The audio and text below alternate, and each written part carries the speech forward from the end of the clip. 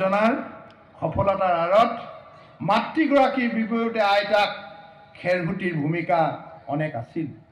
হয়তো আব্দুল কালামৰ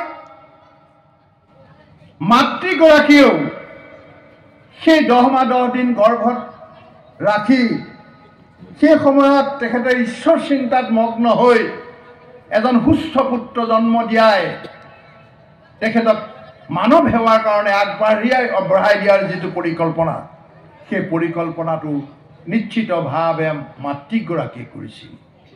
আমি বহুতে গম পাওঁ যে পিতৃয়ে হৈছে ঘৰখন চলোৱাৰ মূল ব্যৱস্থা। সেইকাৰণে কোনোবা পণ্ডিতে মই কোৱা শুনিছিলোঁ যে যি অমৃত পান কৰে সিয়ে হৈছে দেৱতা, যিয়ে বিষ পান কৰে তেওঁ মহাদেৱ, আৰু যিয়ে সকলো পান কৰি নিজৰখিনি বাদ দিয়ে তেওঁ হৈছে প্ৰতিদেৱ। গতিকে প্ৰতিদেৱে পিতৃয়ে ল'ৰা ছোৱালী ডাঙৰ কৰিবলৈ গৈ সংসাৰখনৰ দুখ কষ্ট ভোগ কৰি দৈনন্দিন জীৱনত সকলোবিলাক ত্যাগ কৰি কেৱল সংসাৰখনক আগুৱাই লৈ যোৱাৰ বাবে যি কষ্ট কৰে তেওঁক পিতৃদেৱ বুলি কোৱা হয়। আমি কিন্তু মাতৃসকলৰ কথা এই পিতৃসকলে সকলো সময়তে অনুভৱেৰে লওঁ, কাৰণ আমি জানো যে মাতৃ নহ'লে আমি এই বিনন্দীয়া পৃথিৱী নিশ্চিতভাৱে দেখা নাপালোহেঁতেন। মাতৃৰ গৰ্ভতেই অভিমন্যুই বহু কথা শিকিছিল। পঞ্চামৃতৰ কথা কোৱা হৈছে, মাতৃৰ গৰ্ভত থাকোঁতে অভিমন্যুই বেহুত সোমোৱাটো শিকিছিল, আৰু মাতৃ টোপনি যোৱাৰ পাছত বেহুৰ পৰা কেনেকৈ ওলাব লাগে সেই কথাখিনি নিশিকিলে। তাৰ পৰাই অনুমান কৰকচোন যে মাতৃগৰাকীৰ ভূমিকা কিমান ডাঙৰ। কাৰণ মাতৃগৰাকী সাৰ পাই থকা হ'লে নিশ্চিতভাৱে ওলাবলৈও বেহুৰ পৰা শিকিলেহেঁতেন, আৰু অভিমন্যুৰ মৃত্যু চাগে নহ'লহেঁতেন। এই সমাজখনত মাতৃৰ ধৰ্ম প্ৰচাৰেই নহয়, সমাজ গঢ়া আৰু মূল সম্পদ গঢ়াৰ কাৰণে পৃথিৱীখনক আগুৱাই লৈ যাবলৈ প্ৰত্যেকটো ক্ষেত্ৰত, ইঞ্জিনিয়াৰিং ক্ষেত্ৰত, শিক্ষাৰ ক্ষেত্ৰত, অৰ্থনৈতিক বিপ্লৱ, ধৰ্মীয় ক্ষেত্ৰত, ধৰ্ম প্ৰচাৰৰ ক্ষেত্ৰত মাতৃসকলৰ ভূমিকা অন্যান্য। আমি কেতিয়াও মাতৃসকলক বাদ দি আমি এই কথাবোৰ ভাবিব নোৱাৰোঁ। আপোনালোকে মহাভাৰতলৈ চাওক, ধৃতৰাষ্ট্ৰ অন্ধ আছিল। অন্ধ ধৃতৰাষ্ট্ৰৰ ঔৰসত হয়তো অন্ধপুত্ৰৰ জন্ম হোৱাৰ বিপৰীতে মহাৰাণী গান্ধাৰীয়ে যদি চকুত ধৰ্ম ৰক্ষা কৰি পতিদেৱৰ ইচ্ছা বা পতিদেৱক সন্মান নজনাই চকুত পাতি বান্ধি নেদেখাৰ ভাৰ নুজুৰিলেহেঁতেন, তেতিয়াহ'লে দুৰ্যোধন, দুঃশাসন নাইবা তেওঁৰ 100 পুত্ৰ অত্যাচাৰী অবিচাৰী নহ'লহেঁতেন। মাতৃৰ মৰমৰ পৰা নাইবা মাতৃৰ চকুৰ পৰা আঁতৰত থাকি মাতৃয়ে অনুভৱ কৰিব নোৱাৰে এক ব্যৱস্থা প্ৰস্তুত কৰি লোৱাৰ পিছত দুৰ্যোধন অত্যাচাৰী হৈ পৰিছিল, আৰু তাৰ কাৰণে মহাভাৰত কুলসিত হৈছিল। সেইকাৰণে মই ভাবোঁ যে এখন সুস্থ সমাজত নাৰীসকলৰ ভূমিকা নিশ্চিতভাৱেই অন্যান্য। আৰু আমি পুৰুষসকলে কেৱল ধৰ্ম প্ৰচাৰেইনে, আমি কিবা আভাস কৰিবলৈ যাওঁতেই প্ৰত্যেক ক্ষেত্ৰতে আমাৰ মাতবোৰ কঠোৱা। আমি কথা ক'লে বহুতে আমনি পায়, কিন্তু নাৰীসকলে আমি কৰিব নোৱাৰা কাম তেখেতসকলৰ মৰম, স্নেহ, আচাৰ ব্যৱহাৰৰ যোগেদি তেখেতসকলে সেইখিনি কাম সুন্দৰভাৱে কৰে। আৰু যিকোনো সমাজে পুৰুষতকৈ নাৰী গ'লে স্বীকাৰ কৰি ল'বলৈ বাধ্য হয়। ধৰ্ম ক্ষেত্ৰতো অন্যান্য নহয়।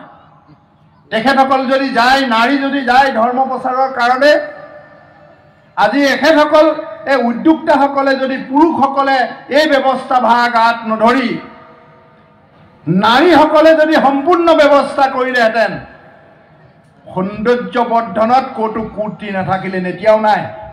এই লঠঙা খৰালিৰ পথাৰখনত মই ৰাস্তাৰ পৰাই দেখিছোঁ কিবা এটা সৌন্দৰ্য এটা আছে। বৈকুণ্ঠপুৰীলৈ ৰূপান্তৰ ঘটোৱা এই শংকৰ সংঘৰ এই সভাৰ থলীখন সুন্দৰভাৱে সজাইছে। কিন্তু আজি ইয়াত মহিলা উপস্থিতি কম, সৌন্দৰ্য ম্লান হৈছে। মতা মানুহে চাহ দিলে ভাল নালাগে নহয় জানো? মহিলাগৰাকী আইগৰাকী কৃষ্ণ বুলি চাহ দিলে, অন্নমুঠি দিলে আমাৰ ভোক গুচে, নুগুচেনে বাৰু? আমি কওঁ অ' বৌ ভোক লাগিছে, দেউতা ভোক লাগিছে বুলি কোৱা মনত নপৰে।